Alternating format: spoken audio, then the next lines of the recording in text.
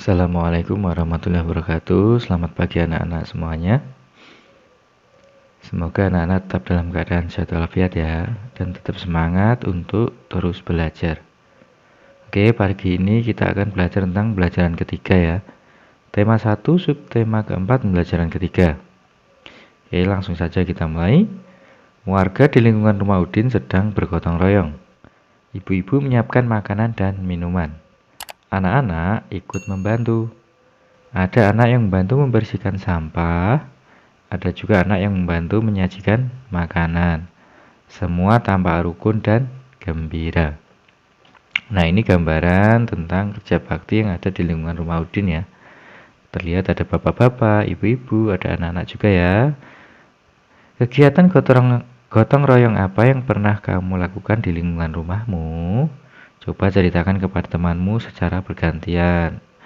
Mungkin yang kalau di lingkungan warga ya, di lingkungan rumah seringnya itu ya kalau sebelum 17-an itu bersih-bersih ya. Kemudian sebelum puasa itu membersihkan musola atau masjid gitu kan. Oke, selanjutnya perhatikan gambar berikut ini. Di sini ada 4 gambar ya, ada sebuah percakapan. Siti, tolong bawakan kue ini untuk bapak-bapak. Kemudian Siti menjawab, baik Bu. Kemudian Siti menghampiri bapak-bapak yang sedang duduk istirahat. Ini kuenya Pak, silakan dinikmati.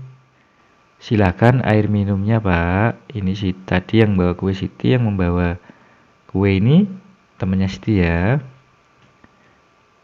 Kuenya silakan Pak. Tidak, terima kasih nak, Bapak masih kenyang, nanti Bapak ambil sendiri. Nah, kemudian Bapak ini berkata, terima kasih Siti, kebetulan Bapak sudah haus. Nah, tadi bapak-bapak itu diberi kue masih kenyang, tetapi ketika dibeli air, bapaknya berterima kasih karena kebetulan pas sedang haus ya. Gambar mana yang menunjukkan sikap hidup rukun di masyarakat? Gambar manakah yang menunjukkan penolakan? Pernahkah kamu menolak pemberian orang lain? Nah, gambar penolakannya yang tadi ya. Bapak ini masih kenyang ya. Tidak, terima kasih. Nah, Bapak masih kenyang. Nanti Bapak ambil sendiri. Ini kalimat penolakan. Kalau yang menunjukkan sikap hidup rukun, ya ini ya gambar pertama kedua ini ya. Hidup rukun di lingkungan rumah, kemudian hidup rukun di saat gotong royong ini termasuk sikap hidup rukun ya. Buatlah percakapan pengalamanmu melakukan penolakan terhadap pemberian orang lain. Kalimat penolakan bisa ditandai dengan kata tidak. Selain kata tidak, dapat ditambahkan kata maaf, terima kasih, lain kali ya, dan lain-lain. Ya, ini intinya yang perlu anak-anak ketahui ya. Untuk kata penolakan sementara ini menggunakan kata tidak, kata maaf, terima kasih, lain kali, dan yang lainnya dipikir nanti ya. Yang penting 4 dulu ini dikuasai ya. Contohnya apa? Maaf, misalkan kamu mau diberi ini ya, misalkan kamu diajak temanmu untuk pergi ke kantin misalkan. Kemudian kamu menolak dengan halus ya, maaf, tadi aku sudah ke kantin, atau maaf, aku sedang ingin ke perpustakaan gitu ya. Jadi penolakan harus menggunakan kata yang santun. Selanjutnya, kegiatan gotong royong di perumahan Udin terlaksana dengan baik. Ibu-ibu menyiapkan banyak makanan untuk peserta gotong royong. Ada 95 kue bolu dan 120 kue lembar. Kue itu disajikan dan dimakan 158 buah.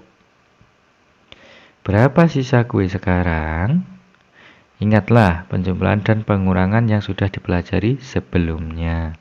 Nah, kalau sebelumnya anak-anak sudah mendapatkan materi tentang penjumlahan ya awalnya, kemudian pengurangan ya kan, pada subtema kedua dan ketiga kemarin kan.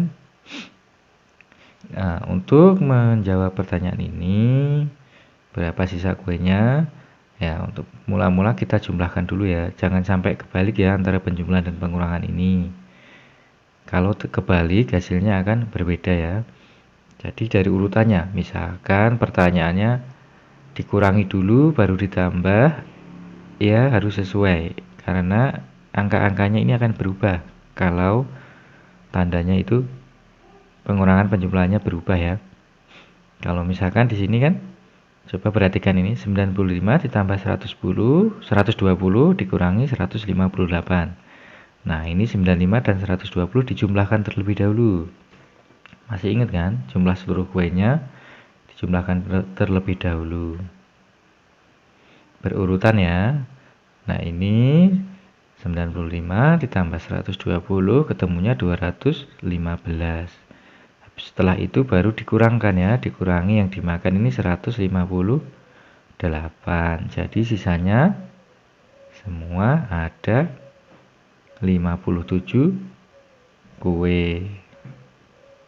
Nah, kalau misalkan ini yang depan dikurangkan terlebih dahulu, maka hasilnya akan berbeda ya. Contoh misal 95 dikurangi bukan 95, 120 dikurangi 95 ditambah 158. Itu hasilnya juga sudah berbeda ya. Atau mungkin dikerjakan dari belakang pun ini hasilnya berbeda. 158 dikurangi 120 ditambah 195 pun hasilnya berbeda ya. Jadi harus berurutan. Paham ya? Untuk mengerjakan soal ini harus berurutan, intinya itu ya.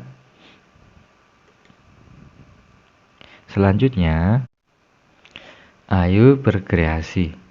Ibu-ibu menyiapkan kue-kue untuk peserta kerja bakti. Ada kue lemper yang dibuat dari beras ketan. Beras ketan dapat dipakai untuk membuat hiasan. Begitu juga dengan biji-bijian yang lain. Nah, ini membuat hiasan ya. Mungkin lebih tepatnya kolase ya. Bahan dan alat yang digunakan, kertas gambar, lem kertas atau lem kayu, berbagai biji-bijian misalnya kacang hijau, kedelai, jagung, dan lain-lain. Dan yang terakhir adalah pensil. Kemudian ini kalau misalkan anak-anak ditanyakan bahannya apa saja, alatnya apa saja, berbeda ya. Bahannya ya kertas gambar gitu kan, biji-bijian. Ya di sini ada biji kacang hijau, kedelai, jagung, dan lain-lain. Kalau alatnya lem kertas, lem kayu, pensil, itu termasuk alat ya, alat yang digunakan. Paham kan?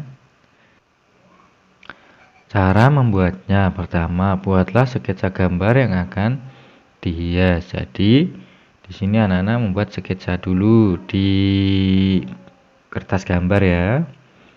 Kemudian setelah itu gambarnya bebas ya. Misalkan mau burung dara, mau kupu-kupu, mau kura-kura, atau yang lain-lain juga bebas.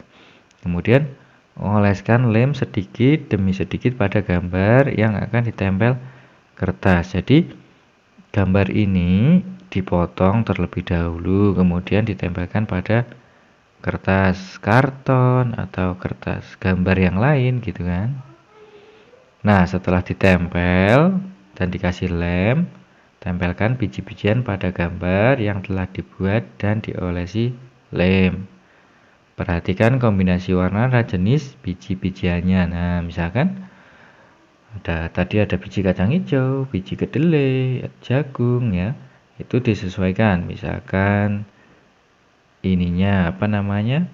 Paruhnya atau badannya mau apa, ekornya warnanya apa gitu kan. Sayapnya nanti warnanya apa. Lalu di sini contohnya kan burung ya, burung dara. Jadi kombinasinya itu ya bebas, yang penting dilihat kelihatan menarik gitu ya. Misalkan kupu-kupu ya warnanya mungkin kuning ya kan, atau mungkin coklat gitu kan. Kemudian kalau kura-kura cenderung kebanyakan warnanya hijau ya, hijau tua gitu kan, atau hijau muda. Yang penting disesuaikan dengan gambar. Tapi untuk kali ini tidak ya, anak-anak tidak usah membuat prakarya dulu. Nanti untuk prakteknya kita cari yang lebih simpel lagi. Yang lebih simpel mungkin praktek menyanyi atau praktek yang lainnya nanti ya. Untuk hari ini Pak Guru cukupkan sekian dulu, semoga bermanfaat. Pak Guru akhiri, billahi taufiq wal hidayah. Wassalamualaikum warahmatullahi wabarakatuh.